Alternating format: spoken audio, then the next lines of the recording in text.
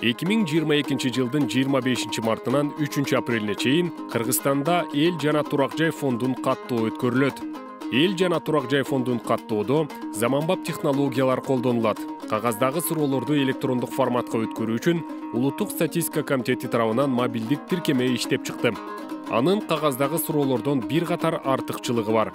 Ресурстарды үнөмдүү жана маалыматтарды иштеп чыгууну тездетет, маалыматтардын сапатын жакшыртат. Каттоо учурун реалдуу убакытка көзөмөлдөгөнгө болот. Каттоо жүргүзүп жаткан кызматкерлерди натыйжалуу башкарууну камсыз кылат. Бул мобилдик тиркеме баарына жеткиликтүү эмес, демек жарандардын жеке маалыматтары толук корголгон. Эл жана турак жай фондун каттоо учурунда колдонулуучу суроолордун бир нече формаларын камтыйт. Каттоо барагы каттала турган адамдардын тизмеси, адамдар жашаган ар бир турак жайга, анын ичиндеги жатаканадагы бөлмө, оорукана, мейманкана жана башка ушул сыяктуу мекемелерге толтурулат.